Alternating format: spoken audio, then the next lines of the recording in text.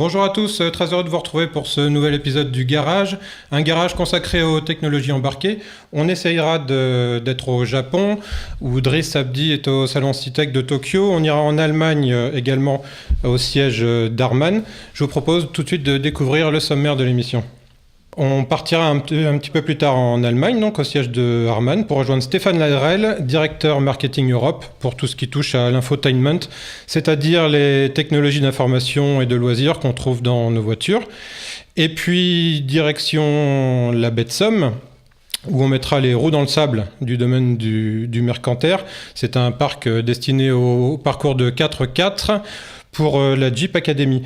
Et enfin, on ira du côté de Manicourt, dans la Nièvre, pour parler endurance avec l'Audi 1 Experience. C'est une course d'endurance ouverte à tous. Et j'aurai à mes côtés pour parler de ça Eric Philippe. Bonjour. Eric, bonjour. Vous êtes journaliste à France Bleu Île-de-France.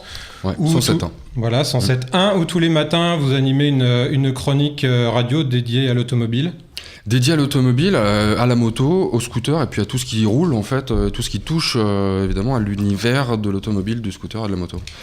Alors elle est diffusée à 9h42, c'est une quotidienne ? C'est ça, elle est diffusée à 9h42, c'est une quotidienne qu'on alimente alors le plus souvent en direct. Il se trouve que, et vous êtes bien placé pour le savoir Alexandre, on ne peut pas toujours être en direct parce que de temps en temps il faut bien aller les essayer les voitures et donc parfois je suis obligé de ruser un petit peu, d'enregistrer les choses un petit peu en avance. Alors justement Eric, parler d'automobile à la télé, c'est assez facile, on va dire. On a un support, il y a l'image. En presse, on a de la photo, on a du texte. Comment on parle d'auto à la radio ? Quelles sont les contraintes ? J'aime bien dire qu'il faut essayer de faire naître des images dans l'esprit des gens et s'insinuer un petit peu entre leurs oreilles. Moi, la plupart du temps, les gens sont en voiture, en tout cas je l'espère, à peu près à cette heure-là, ou en tout cas ils sont en train d'arriver au travail. Donc l'idée, c'est de leur faire vivre un petit moment de l'expérience que moi j'ai dans la voiture, au moment où je suis en train de l'essayer, et puis de les emmener avec moi, en fait. Ça a toujours été un peu le principe.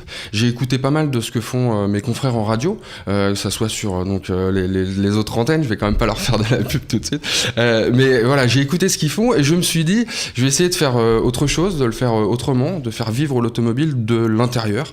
Alors c'est parfois un peu moins technique, un peu moins précis peut-être que les autres, mais j'espère en tout cas que c'est un peu plus vivant. Alors, comment on fait concrètement ? Vous entrez dans la voiture, vous vous mettez au volant, comment vous faites vivre, comment vous créez cette image ? Ça se fait en deux temps. Alors la première chose, c'est d'abord d'essayer la voiture, de rouler avec vraiment. Et la plupart du temps, alors j'aime bien faire au moins 100 km, ne serait-ce que pour vérifier les consommations. On a vu assez fréquemment que c'était un peu différent ce qu'on nous dit des consommations, parce que c'est des cycles très particuliers qui sont faits sur des rouleaux, etc. Et puis ce que nous, on réalise dans la vraie vie quand on conduit une voiture. Donc moi j'aime bien, quand on fait 100 km, on peut tout de suite repartir à la pompe, remplir le réservoir et puis savoir combien on a dépensé en conduisant normalement comme on le fait au quotidien. J'aime bien aussi pouvoir aller faire des courses avec pour voir si on peut remplir le coffre décemment. Et puis alors une fois qu'on a fait ça, je rentre dans la voiture, j'ai un micro, ça ressemble un petit peu du coup à Madonna, vous savez, il y a un petit micro comme ça qui vient sur le côté du visage. Ouais. Et puis à ce moment-là, je roule et j'essaye de vous faire partager ce que je ressens en fait à ce moment-là. Alors évidemment, encore une fois, comme j'ai pas de papier, comme j'écris rien parce que je peux pas lire et en même temps conduire. Parfois c'est un peu approximatif, parfois je peux même faire des erreurs, j'essaye de les corriger au montage après. Mais l'idée c'est de vous faire vivre vraiment le moment comme si on était en direct en fait. D'accord, donc c'est un peu une impro.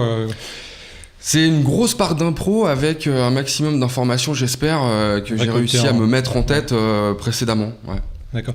Et alors, je me suis laissé dire que à l'antenne, donc sur France Bleu Île-de-France, vous aviez également de temps en temps affaire avec un monsieur, grand pilote, ouais. Monsieur Darniche, ouais, Bernard Darniche, ouais. Ouais. Alors en fait, Bernard Darniche, c'est un petit peu, c'est un peu plus que la mascotte pratiquement de France Bleu 107.1. C'est celui qui porte la voix un peu plus haut, qui la porte peut-être un petit peu plus fort que ceux qui sont dans leur voiture et qui pestent parfois un petit peu sur la façon dont ça se passe sur nos routes. Bernard, c'est celui qui synthétise tout ça. Bernard, c'est celui qui cristallise un petit peu les choses et qui est un petit peu le garant de ce qu'on peut vivre au quotidien sur les routes et qui parfois donne des conseils, parfois pousse des coups de gueule. Et c'est effectivement un grand monsieur du pilotage automobile et qui du coup peut se permettre peut-être certaines choses que moi par exemple je peux pas me permettre parce que j'ai pas sa notoriété et j'ai pas son palmarès, en tout cas ça c'est sûr. Et voilà, et de temps en temps il se trouve qu'on travaille un petit peu tous les deux parce que je parle du produit et qu'il parle de la route au quotidien, donc parfois on est amené à travailler ensemble. D'accord, alors je sais que vous vous intéressez un petit peu à la technologie également. Un petit peu, ouais. Donc on va en parler dans un instant. On va également vous retrouver un petit peu plus tard dans l'émission pour parler de cette course d'endurance, l'Audi Experience, que vous avez faite le week-end dernier sur une manche. On verra ça tout à l'heure. On va retrouver en Allemagne, dans le Baden-Württemberg, je ne sais pas très bien comment on le prononce, Stéphane Lagrelle. Bonjour. Bonjour Stéphane. Bonjour. Alors Stéphane Lagrelle, vous êtes directeur marketing Europe Infotainment de Harman. Alors Harman, les gens connaissent ce nom sans bien le connaître. Ils connaissent des marques d'Harman comme AKG, Harman Kardon, JBL, mais c'est un peu plus que ça Harman. Alors en fait Harman a 3 divisions. La division qui s'occupe des produits que vous avez cités, donc ce sont des produits plutôt réservés pour les consommateurs finaux, donc qu'on peut trouver dans les magasins comme Fnac et autres, donc les produits Harman Kardon, les produits JBL et d'autres produits. Mais la plus grosse en fait division de Harman, c'est la division donc Infotainment à laquelle j'appartiens et qui fait 2,3 milliards de dollars par an. Donc c'est quoi? C'est un peu plus de la moitié du chiffre d'affaires de l'entreprise? C'est juste, ouais, l'entreprise fait 4,3 milliards par an et donc 2,3 milliards pour la partie Infotainment. Et donc en fait ce chiffre d'affaires est réalisé auprès de clients comme Porsche, Audi, BMW, Toyota et bien d'autres, en leur vendant des systèmes de navigation qui sont intégrés à l'intérieur de véhicules. Donc on parle vraiment de systèmes qui sont intégrés au moment de la construction même du véhicule. On a eu une activité, ce qu'on dit chez nous aftermarket, c'est-à-dire de systèmes qu'on rajoute après la production du véhicule, mais c'est une activité aujourd'hui qui représente un chiffre d'affaires très faible chez nous. La quasi-totalité est réalisée au moment de la production du véhicule dans l'usine. Donc cet aftermarket, c'est quoi? C'est la marque Baker que certains connaissent, qui est une marque emblématique de l'aftermarket, si on peut dire. Ouais, c'est une marque qui a été notamment très puissante en Allemagne parce c'est une marque historique de la radio en Allemagne. C'est une marque qui a équipé notamment les véhicules Mercedes depuis le début de la radio, on va dire. C'était dans les années 50. Et donc Harman a racheté Baker dans les années 90 et ensuite a notamment développé cette activité aftermarket, mais qui aujourd'hui, c'est vrai que c'est un marché qui n'est pas aussi actif, on va dire, qu'il pouvait l'être il y a quelques années, clairement. Et notamment dans les années 90, début 2000, où beaucoup de véhicules en circulation, très peu étaient équipés de systèmes de navigation, et donc voire même de radio CD. Et donc les gens cherchaient à rééquiper leur véhicule. D'accord. Alors, on va parler donc ensemble de technologie embarquée, d'infotainment. Il y a un peu plus que ça. Il y a également des aides à la conduite que développe Harman. Est-ce qu'on peut faire un petit résumé de l'activité? On a bien compris que énormément de marques automobiles travaillaient avec vous. Concrètement, comment ça se passe? Donc, si j'ai bien saisi, on a une Mercedes, il y a de grandes chances que le système d'information provienne de chez vous. Si on a une Audi, c'est finalement la même chose. Si on a une BMW, c'est peut-être ça aussi. Il y a combien de marques et comment est-ce qu'on fait pour travailler toutes ces marques en même temps sans que les unes gênent les autres? Alors déjà Harman, c'est 14 000 personnes de par le monde, donc c'est vrai que ce nombre de personnes nous permet de pouvoir assigner des personnes véritablement dans ce qu'on appelle chez nous une business unit. Donc une business unit, c'est un groupe de personnes qui s'occupent d'une marque en particulier. Donc ce qui veut dire qu'on cloisonne quand même de façon relativement importante nos projets entre ces différentes business units. Et puis ensuite, comment fonctionne l'automobile d'une manière générale? Ce sont des appels d'offres. On appelle ça des RFQ chez nous, Request for Quotation.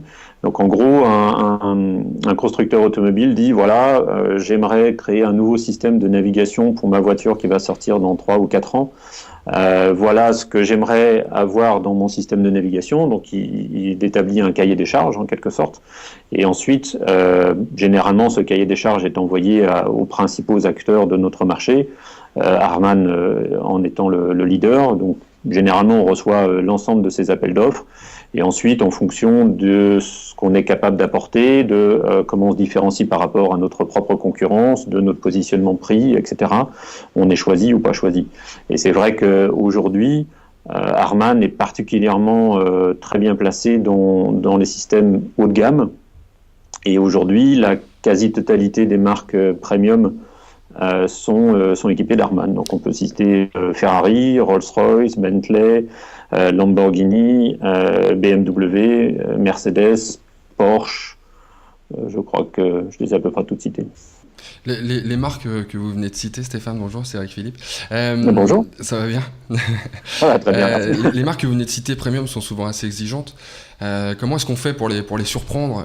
Et est-ce qu'elles ont des demandes particulières, peut-être même par rapport aux autres marques, pour les concurrencer un petit peu de façon frontale? Alors c'est tout la difficulté de l'exercice, je dirais, c'est que à la fois quand vous répondez à un appel d'offres, c'est d'essayer de répondre aussi précisément que possible à ce qui est demandé par le constructeur, tout en amenant des nouvelles solutions, des nouvelles idées, des choses qui peuvent parfois éventuellement venir d'autres constructeurs, ou parfois simplement ce sont des nouvelles technologies sur lesquelles on a travaillé et qu'on estime être suffisamment matures pour pouvoir être intégrées dans le système. Parce que c'est aussi quelque chose que vos auditeurs doivent bien comprendre, c'est qu'il y a même si notre métier aujourd'hui, c'est véritablement de réduire le temps d'introduction sur le marché des technologies par rapport aux consumer electronics, par rapport aux téléphones mobiles, par rapport aux tablettes, etc., etc. Il faut toujours garder à l'esprit que dans une voiture, les contraintes sont infiniment supérieures à celles que vous avez dans votre poche ou dans votre salon. Les contraintes en termes thermiques, les contraintes de longévité du système, de réparabilité du système, etc., etc.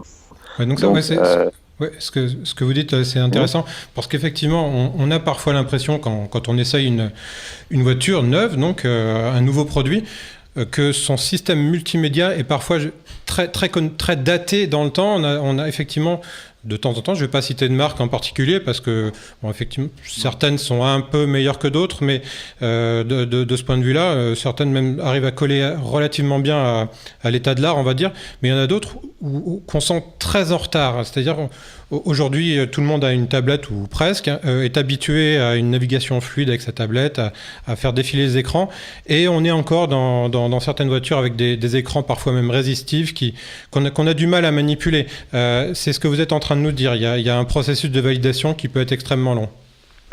Déjà, il faut savoir que en moyenne, un système de navigation chez un constructeur premium, en tout cas, ça peut mettre 3 à 4 ans entre le moment où l'appel d'offres est lancé et le moment où ça se retrouve dans les magasins chez les concessionnaires. Donc ce temps-là, forcément, pendant tout ce temps de développement, le reste du monde évolue, quoi. Donc l'iPhone a lancé 4 versions différentes de son téléphone. Apple a lancé 4 versions différentes de son iPhone, je veux dire. Android a lancé 12 versions de son système, etc., etc. Donc il y a forcément un décalage, je dirais, entre le temps de développement d'un système pour un constructeur tel que Harman et puis ce qui se passe dans le marché du consumer electronics. L'autre point, c'est que on ne peut pas se permettre le moindre risque. Alors, je vais prendre un exemple, c'est Android. Donc aujourd'hui, c'est la grande mode, tout le monde veut Android dans une voiture parce que tout le monde veut avoir un App Store comme dans son téléphone ou sa tablette. Le point, c'est que on peut pas se permettre qu'un système open source soit un risque pour le conducteur.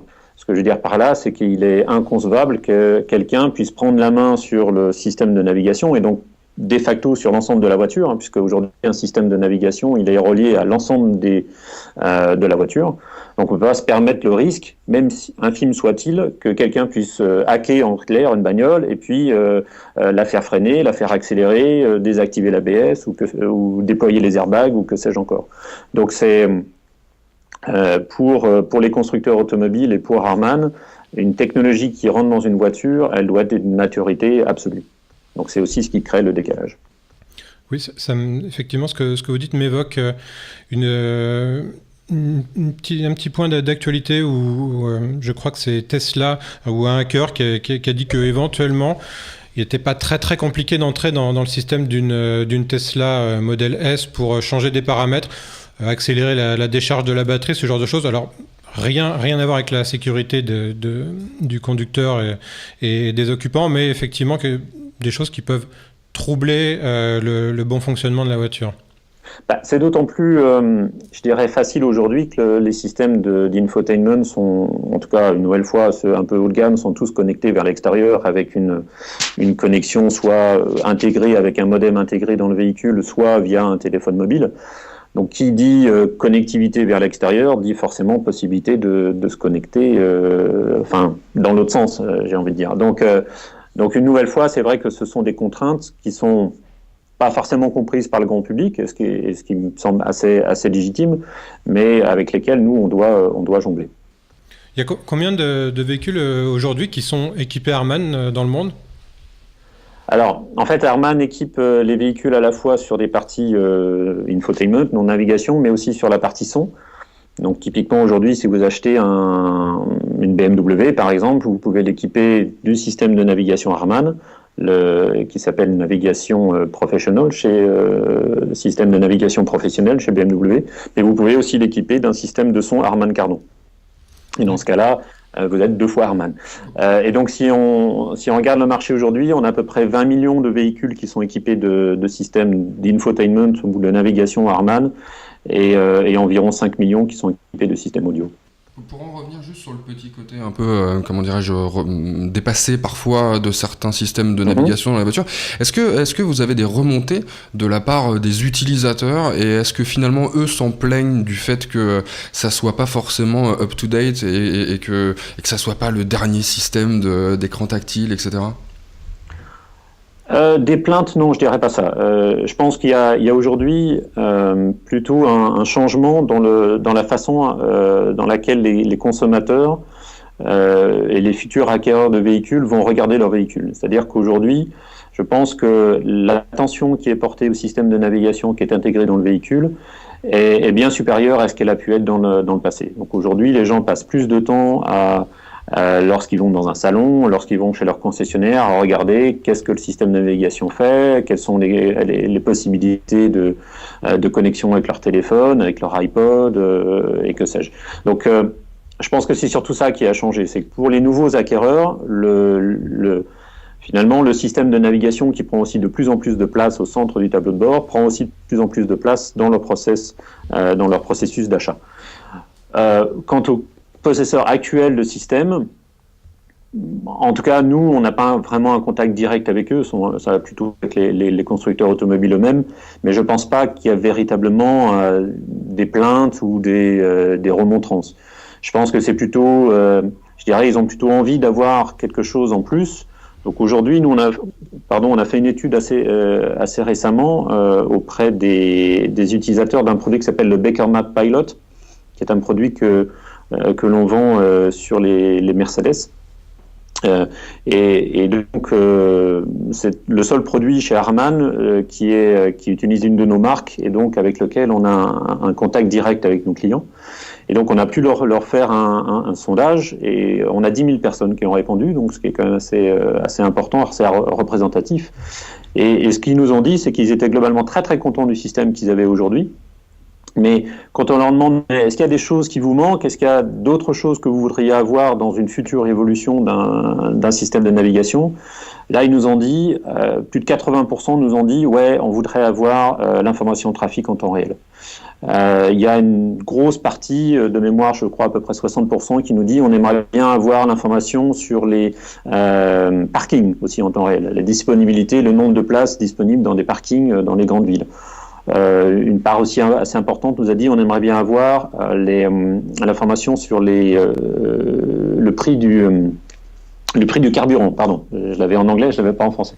Donc on voit que il y a, sans forcément le savoir, il y a une vraie velléité de la part des consommateurs pour aller vers de la connectivité et pour aller vers de l'information au temps réel, similaire à ce qu'ils ont aujourd'hui sur un téléphone, sauf que ce qu'ils nous ont également clairement dit dans cette étude, c'est qu'ils n'ont pas envie de le faire sur leur téléphone.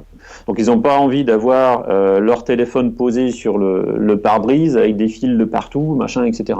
Ils ont envie que ça soit parfaitement intégré dans le véhicule, que ça ne vienne pas entacher la belle harmonie que le constructeur a mis dans le design du tableau de bord, mais ils veulent avoir malgré tout accès au même type d'information. Le premier dispositif Harman dans une voiture pour qu'on situe un petit peu.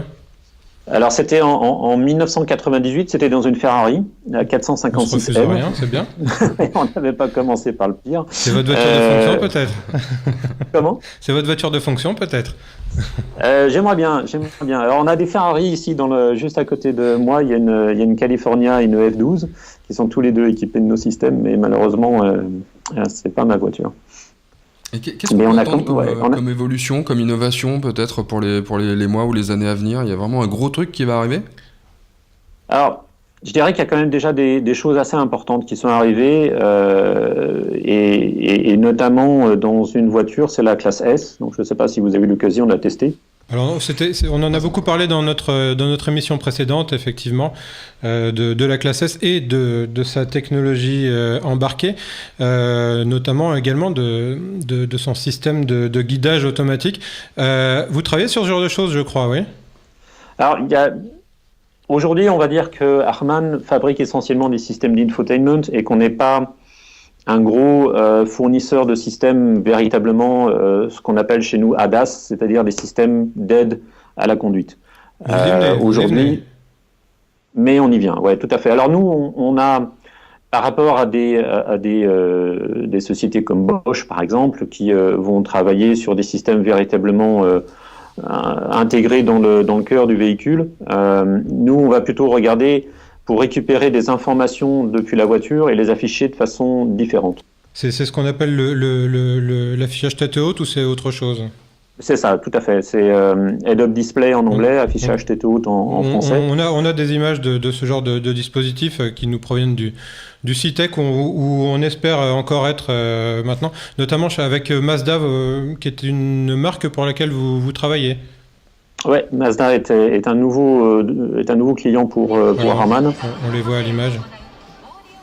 Et donc voilà, alors là c'est un système qui ressemble à un système d'infotainment, mais qui est également connecté donc à un afficheur tête haute. C'est une image qui se projette donc ensuite dans le pare-brise, c'est ça ? Oui, tout à fait. Alors l'idée c'est que aujourd'hui on a déjà beaucoup de constructeurs qui ont des systèmes d'affichage tête haute. Donc alors, pour vos auditeurs qu'on comprenne bien de quoi il s'agit, c'est véritablement de surimposer sur le pare-brise une image supplémentaire. Donc c'est-à-dire que ici, ce qu'on voit à l'écran sur la gauche, c'est l'écran tel qu'il est affiché dans le tableau de bord.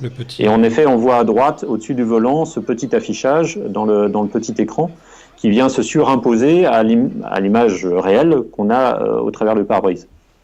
Alors aujourd'hui, les technologies qui sont disponibles sont, on va dire, relativement simples, j'ai envie de dire, c'est-à-dire qu'on a, comme un peu ce qu'on a vu dans votre vidéo, c'est que on a des informations sur la vitesse, éventuellement on a une flèche à gauche, une flèche à droite, mais c'est relativement limité. Ce sur quoi nous on travaille, c'est d'aller beaucoup plus loin pour arriver à un petit peu de la réalité virtuelle, si vous voulez. C'est-à-dire que l'idée, c'est d'avoir des écrans qui sont beaucoup plus qualitatifs en termes de taille, en termes de couleur, de manière à ce que lorsque vous avez une intersection, au lieu d'avoir juste la flèche à droite, vous avez en fait une superposition sur la route réelle de la flèche. Alors c'est un peu compliqué à expliquer comme ça, mais l'idée c'est véritablement que la caméra située à l'avant du véhicule va analyser l'image en temps réel et donc va pouvoir distinguer exactement les voies de circulation dans la réalité, envoyer ça au système de navigation qui va lui-même créer une image qui va se surimposer via l'écran tête haute sur le pare-brise. Et donc au final, pour l'utilisateur, on lui dira plus prends la 3e sortie au rond-point par exemple, mais on lui montrera vraiment sur le pare-brise la sortie qu'il doit emprunter. Ça nécessite beaucoup d'informatique embarquée, ce genre de choses qu'on voit aujourd'hui. Les systèmes de navigation, parfois on a l'impression qu'ils nous donnent l'instruction une fois qu'on a passé le virage. Là, ça va nécessiter beaucoup de puissance, je suppose. C'est beaucoup de puissance et puis c'est surtout l'appel à beaucoup plus de capteurs qu'on avait jusqu'à présent. On va dire une majorité des systèmes de navigation aujourd'hui, c'est les capteurs principaux, c'est le GPS et puis l'information vitesse qui vient de l'ABS généralement. Demain, on aura des capteurs supplémentaires avec des caméras. Et puis l'autre chose, c'est qu'on aura également des informations depuis la cartographie. Donc on va de plus en plus essayer de récupérer par la cartographie des informations de manière le plus précise possible, de manière à ce que le système de navigation anticipe en fait finalement ce qui va vous arriver, quoi. Alors ça, on voit bien l'intérêt à ce genre de dispositif, notamment pour tout ce qui est véhicule électrique. Oui. Là, pour les véhicules électriques, donc le dernier système qu'on a sorti en ce qui nous concerne, c'était c'est plutôt sur la BMW i3 qui a été présentée à Francfort. Alors je crois qu'on a une petite illustration de ça.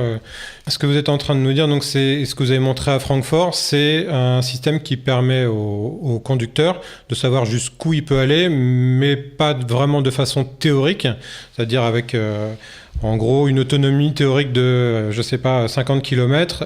Là, ça va vraiment tenir compte du relief, des conditions de circulation, c'est ça ? Oui, tout à fait. Aujourd'hui, dans beaucoup de systèmes de navigation pour véhicules électriques, le système dit, il y a en gros, la batterie permet de faire 250 km et donc il va tracer un rond autour du véhicule en disant en gros vous pouvez aller jusqu'à ces endroits-là qui sont partout et donc là sur la BMW i3 avec BMW on a voulu aller plus loin et donc ce qu'on fait c'est que l'autonomie de la batterie est envoyée à des serveurs en continu en quelque sorte. Le serveur va calculer l'autonomie en fonction de tout un tas de paramètres comme la circulation, comme les montées, les descentes, et on voit que le résultat n'est pas un cercle parfait, mais est cette espèce de toile d'araignée c'est ça, à l'extérieur du véhicule. Et donc on a même deux couleurs. Si vous regardez, vous avez une couleur un peu plus sombre sur l'extérieur et un peu plus claire sur l'intérieur, qui sont en fonction du type de conduite et du mode du véhicule. Donc soit EcoPro, qui est le plus économe, ou le mode normal, qui l'est un peu moins.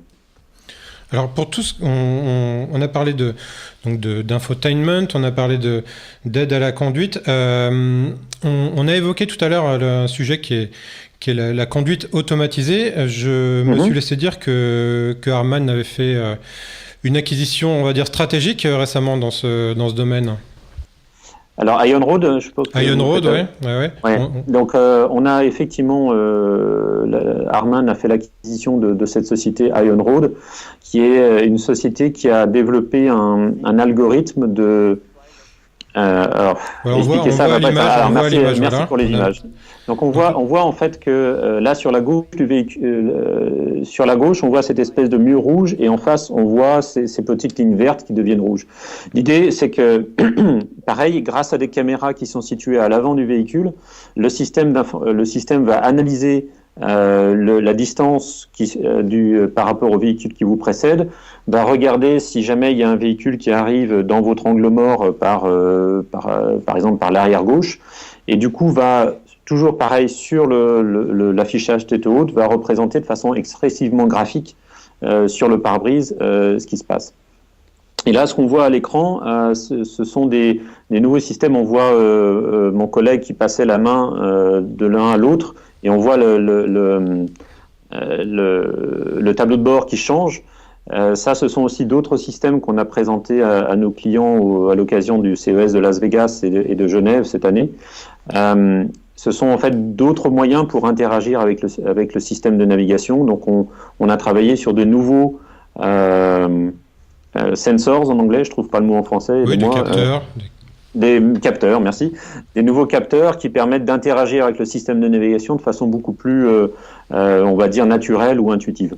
Mais on a l'impression qu'il y a de plus en plus d'informations d'ailleurs dans les voitures, on nous en bombarde, quoi. C'est-à-dire là, quand on voit par exemple les différentes autonomies qu'on peut avoir en fonction de sa conduite, etc. dans les véhicules électriques, et dans le même temps, on a l'impression que du coup vous êtes obligé de vous évertuer à trouver des façons je dirais interactives et de façon de plus en plus intuitive et un peu moins intrusive aussi, pour que les gens puissent manipuler les éléments comme ceux-là que vous êtes en train d'installer dans les voitures. J'imagine que c'est un énorme boulot d'essayer de trouver la meilleure interface possible entre l'homme et la machine pour que ça soit de moins en moins perturbant dans la conduite. C'est un excellent point que vous soulevez, c'est qu'en fait les systèmes deviennent de plus en plus complexes, ou en tout cas, en effet, comme vous dites, donnent de plus en plus d'informations. Et l'énorme complexité, c'est d'arriver à faire que cette information soit disponible de façon sûre, ça c'est l'élément numéro 1, de façon intuitive et non intrusive. Donc c'est vrai que et en fait le paradoxe pour nous, c'est que pour qu'ils deviennent beaucoup plus simples, il faut que les systèmes deviennent beaucoup plus complexes. Donc pour faire un système très simple, il faut derrière c'est excessivement complexe et donc c'est beaucoup de travail et c'est de très gros investissements. Il faut savoir que le développement d'un système de navigation comme celui de la classe S, ça se compte en dizaines de millions d'euros. C'est énormément de travail, c'est des équipes très importantes d'ingénieurs qui vont travailler pendant très longtemps sur ces systèmes pour arriver à ce qu'on a aujourd'hui. Cette interface gestuelle, je pense qu'on peut appeler ça comme ça, qu'on a vu là à l'image, moi m'évoque un petit boîtier qui est sorti il n'y a pas très très longtemps pour PC et Mac qui s'appelle le Leap Motion, où on pilote son ordinateur comme ça avec la main ou les deux mains en faisant des gestes dans l'air. On voit clairement déjà sur un ordinateur, c'est compliqué à faire, ça demande énormément de puissance et c'est pas très simple à appréhender. Est-ce que vous pensez vraiment que demain on va piloter son système d'information dans la voiture uniquement avec des gestes comme ça, c'est-à-dire en baissant la main pour baisser le volume, en la montant pour l'augmenter, en faisant comme des gestes de balayage pour changer de radio ou de plage sur son lecteur multimédia? C'est quelque chose de crédible? Est-ce qu'il n'y a pas un risque de faire un faux mouvement en même temps qu'on fait ça, voire de gifler son passager? Écoutez, il y a deux choses. Le premier, c'est que c'est de notre devoir, entre guillemets, ou en tout cas, c'est vraiment notre mission en tant que principal fournisseur d'infotainment dans le monde, de trouver d'autres idées et de venir avec de nouvelles idées et de présenter à nos clients de nouvelles façons d'interagir avec un système, ou de nouvelles façons d'afficher les informations dans le système, etc. Après, dire oui, cette innovation-là va se retrouver dans vos véhicules ou pas, ça sera le résultat d'un long travail, d'une longue réflexion, de beaucoup d'essais. Et aujourd'hui, à vrai dire, c'est très compliqué de répondre à votre question. Si vous regardez, moi je me souviens combien de fois j'ai entendu dire quand les premiers écrans tactiles sont arrivés, le fait de manipuler son système avec une molette, ça aura complètement disparu dans quelques années. Aujourd'hui, si vous regardez, la majorité des véhicules sont encore équipés d'une molette parce qu'on trouve et en tout cas certains constructeurs trouvent que l'écran tactile a un sens, sauf qu'il a un énorme inconvénient, c'est qu'il oblige à être relativement bas et dans le poste de conduite et relativement proche du conducteur. Avoir un écran tactile qui est carrément tout au fond du tableau de bord, ça n'a absolument aucun sens. Et puis un autre problème, c'est qu'il faut regarder ce qu'on fait. Parce qu'un écran tactile, si on met le doigt à côté, on fait une mauvaise manipulation. Alors qu'une molette, on l'a à la main, on la sent, c'est quelque chose de physique et c'est nettement plus simple en réalité qu'un écran tactile. Ouais, vous trouverez autant de personnes qui vous diront l'inverse. Donc c'est difficile. C'est un peu difficile d'avoir véritablement un avis tranché sur la question. Aujourd'hui, moi je suis assez partisan personnellement de ce que proposent des constructeurs comme Audi ou BMW, où ils ont mélangé le tactile et la molette. Et donc, ils ont fait une molette tactile. Donc, vous avez ça sur l'Audi A3, ou notamment maintenant sur toutes les BMW construites à partir du mois de juillet, où ils ont gardé la molette, ce qui leur permet de garder le système de navigation placé suffisamment haut dans le champ de vision du conducteur. Et en même temps, ils ont rajouté la fonction tactile sur la molette, ce qui permet de rentrer par exemple une destination en dessinant la lettre sur la molette ou pour se balader dans la carte avec le mode tactile. Donc vous voyez, tout ça peut être parfois une question de compromis, une question d'évolution du système, et on peut imaginer, pour répondre à votre question, Alexandre, que la molette demain, peut-être certaines molettes seront pas tactiles, mais auront ce capteur qu'on a vu dans la vidéo, où en fait simplement pour changer le volume, on va monter ou descendre sa main au-dessus de la molette, ou on va glisser sa main sur la molette pour passer d'une chanson à l'autre. Et finalement, ça sera peut-être plus naturel dans quelques années et intuitif que ça l'était il y a quelques années en arrière. Si vous regardez aujourd'hui les téléphones, c'est complètement naturel de faire un swap sur son téléphone. Ça l'était absolument pas il y a 5 ans, quoi. Donc, Oui. donc les choses, je dirais qu'aussi la façon avec laquelle les gens interagissent avec leurs différents appareils, que ce soit une télé, que ce soit une voiture ou que ce soit un téléphone, évolue aussi avec le temps. Donc si je résume, il faut qu'elle soit intuitive, mais qu'elle ne fasse pas perdre non plus les habitudes déjà acquises avec d'autres formes de matériel personnel, comme on l'a dit, un téléphone, une tablette, Oui. voire une souris d'ordinateur, qui sait. Et qu'elle reste sécurité. Hein. La sécurité reste aussi quand même la priorité numéro 1 dans tout ce qu'on fait. D'accord. Vous connaissez Jeep, Stéphane? Très bien. C'est un de nos clients d'ailleurs. C'est un de vos clients, oui. Je crois que alors, sur le Jeep, vous faites quoi? Vous faites l'instrumentation, le multimédia? Alors sur le nouveau Grand Cherokee qui a été lancé cet été, le système de navigation est fourni par Harman et en option, les clients peuvent choisir un système de son Harman Kardon également dans le véhicule. D'accord. Alors nous, on va s'intéresser à Jeep cette semaine pour parler de la Jeep Academy. La Jeep Academy, qu'est-ce que c'est? C'est une journée de 4x4 ouvert à tous et aux clients de Jeep aussi. Ça se passe en 3 temps. Il y a un briefing, une partie pratique et une partie promenade. Driss Abdi est parti pour nous essayer ce concept dans le parc du Mercantaire. Il en parle tout de suite avec Stéphane Labousse, le directeur général de Jeep France. Bonjour, nous sommes ici avec Stéphane Labousse, le directeur de Jeep France, qui va nous parler de la Jeep Academy. Alors, qu'est-ce que la Jeep Academy ? C'est l'école de pilotage 4x4, l'école d'introduction à la conduite tout-terrain organisée par la marque Jeep. Très bien, alors ça c'est ouvert à qui? N'importe qui peut venir ou est-ce qu'il faut être propriétaire d'un 4x4 Jeep? Ouvert à tout le monde, il faut avoir évidemment son permis de conduire, ça c'est l'élément de base, mais après que ce soit un client, que ce soit un prospect, quelqu'un de curieux qui veut s'initier à la conduite tout-terrain, c'est ouvert à tout le monde. Alors ça se passe où, quand et comment faire pour y participer? On a 11 sites en France, donc qui permettent de rayonner à peu près sur l'ensemble du territoire. Généralement on démarre à partir de fin février, ça s'arrête fin novembre. Et on trouve toutes les infos évidemment sur notre site web ou sur notre page Facebook. Très bien. C'est gratuit, c'est payant, comment ça se passe?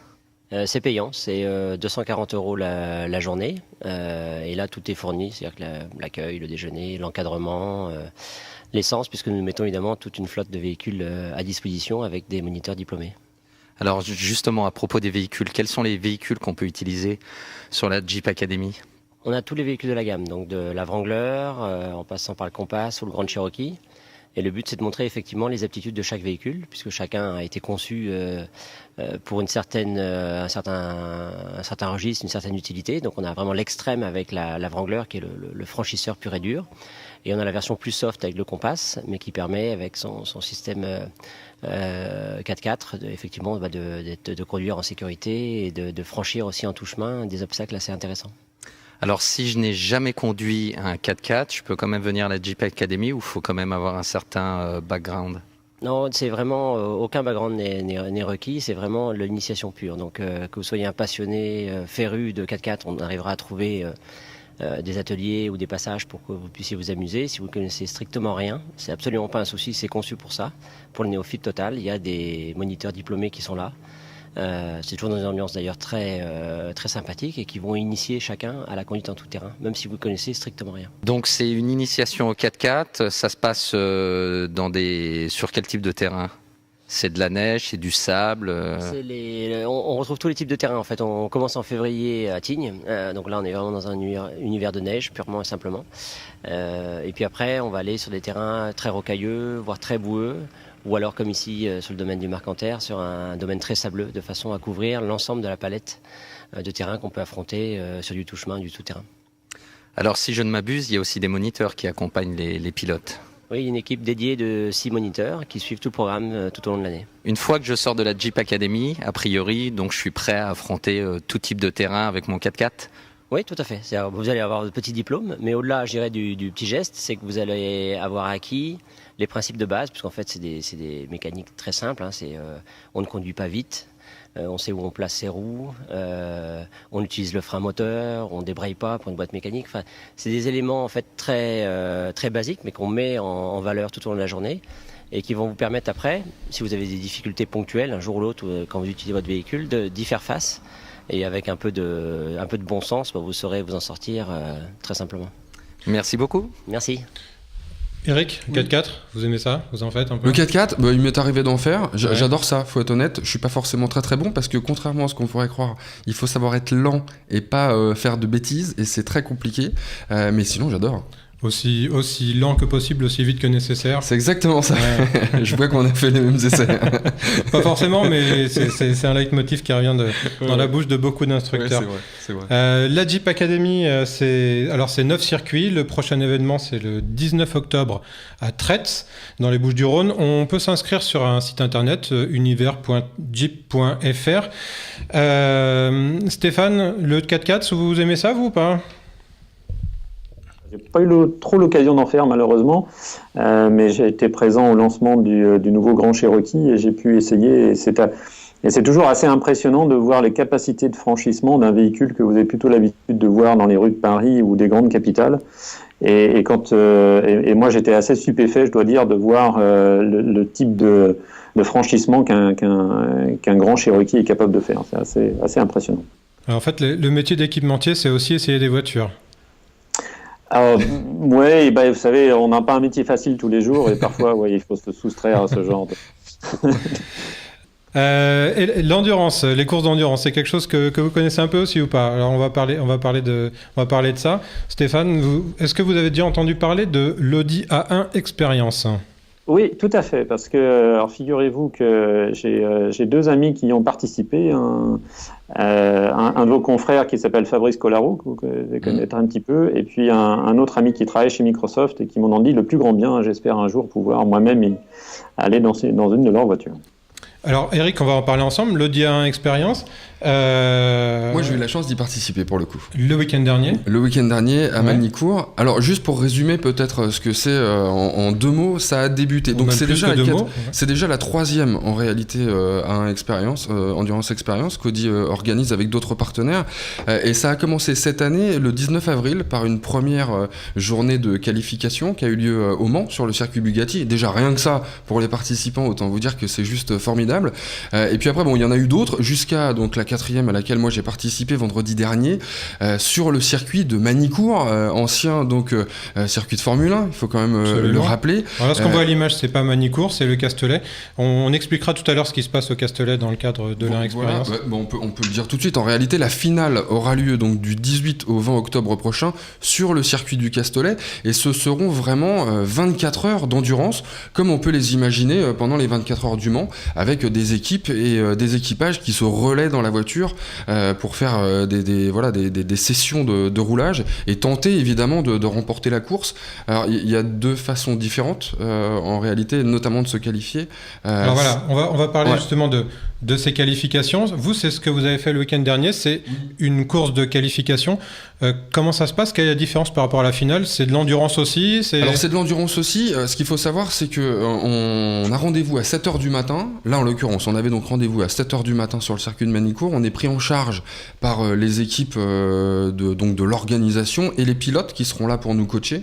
On nous explique alors en long, en large et en travers ce qui va se passer. Vous dites on voit bien, vous parlez de voiture tous les jours. Les autres gens du c'est qui exactement?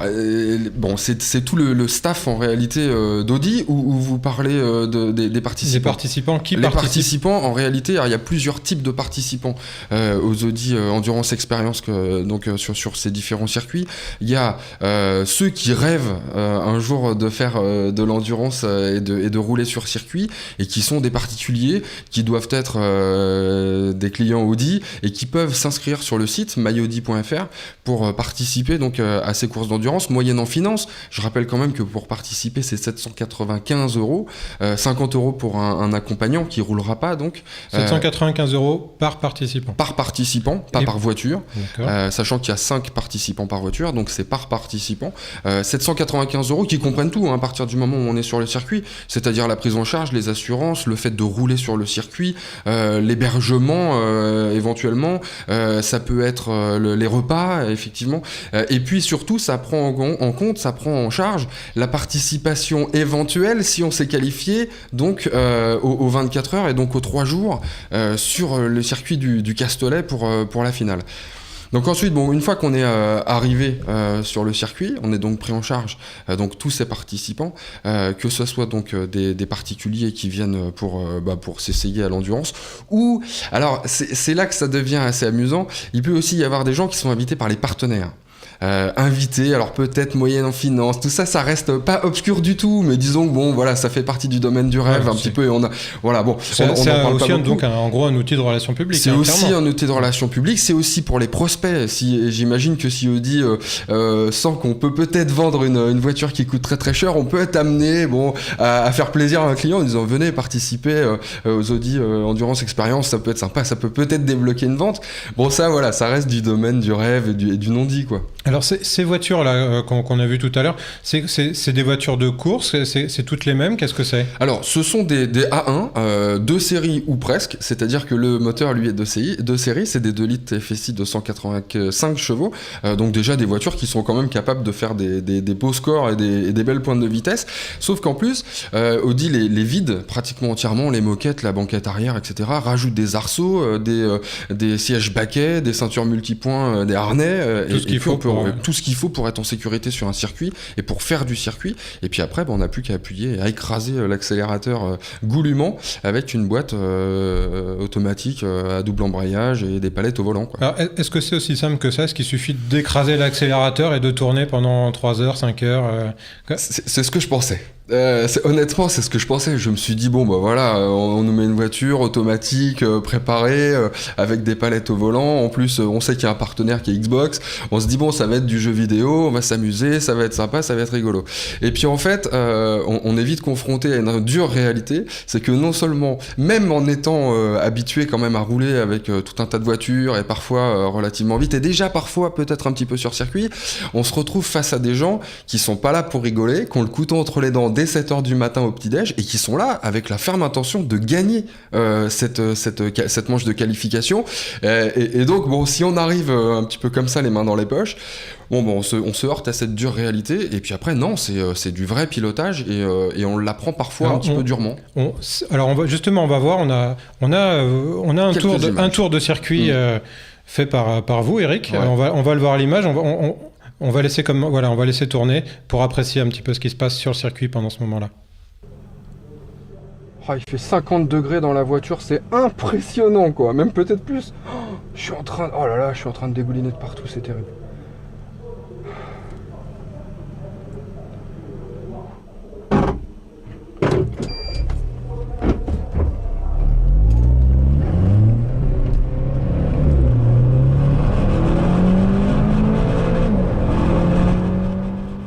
Alors là c'est parti, on est en Ouais, course. c'est parti. En fait, je venais de faire le plein parce qu'on D'accord, avait donc c'est déjà pour ça qu'on vous a vu épuisé attendre. une partie du plein. C'est pour ça que j'arrêtais.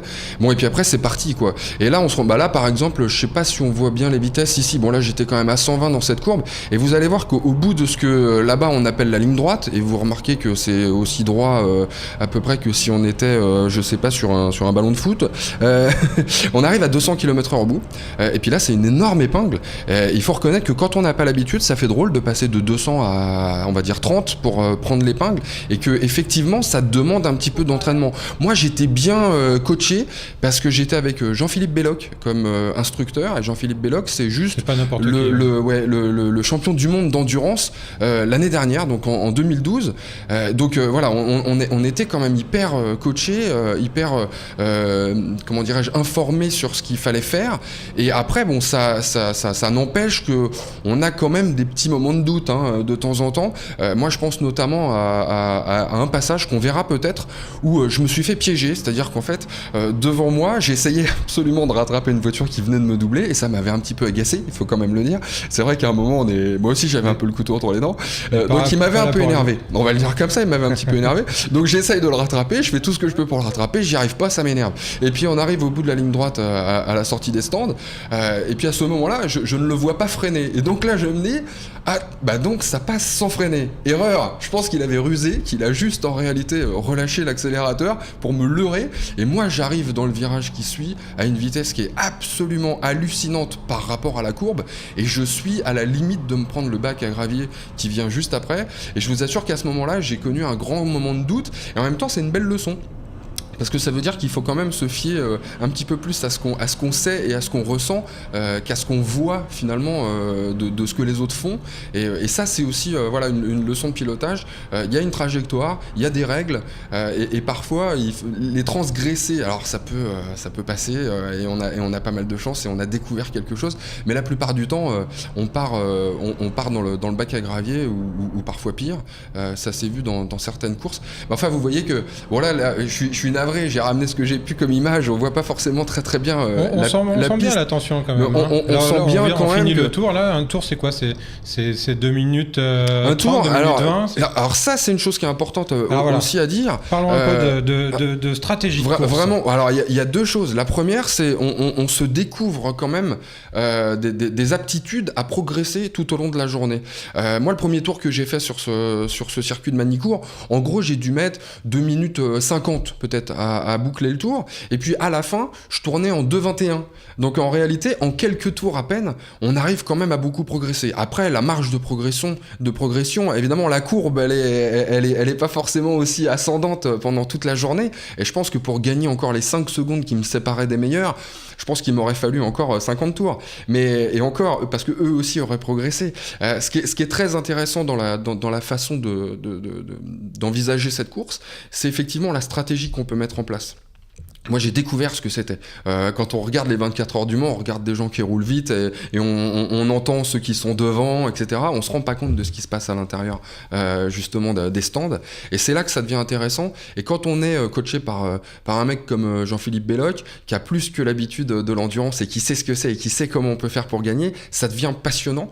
Et moi j'ai découvert ça, c'est que il y a toute cette stratégie à mettre en place sur les forces et les faiblesses de chacun des membres de l'équipe qui forment et qui compose cet équipage, et puis gérer les pneus, gérer les plaquettes de frein, gérer aussi le carburant. Nous on s'est fait avoir, ça a été terrible. On était persuadé que j'allais être obligé moi de refaire un petit peu d'essence à un moment, et en réalité c'est la personne qui se trouvait avant moi dans la voiture qui a été obligée de s'arrêter in extremis, alors que moi je commençais à me préparer, et je le vois arriver et je me demande ce qu'il fait là. Il était à sec et il était sûr de pas être capable de boucler le tour suivant jusqu'à ce que moi je prenne la voiture.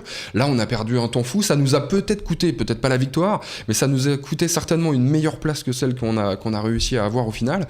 Voilà, j'ai découvert toutes ces choses. À un moment on nous a dit calmez-vous, vous roulez trop fort, et donc vous freinez trop fort, et quand on freine trop fort, eh ben on n'a plus de frein, quoi. Et là ça peut être le drame, ça peut être 15 minutes d'arrêt pour changer les plaquettes, parce que c'était une sorte de sanction si on bouffait les plaquettes avant l'heure. Même si on mettait que 5 minutes à les changer, on avait 15 minutes de pénalité.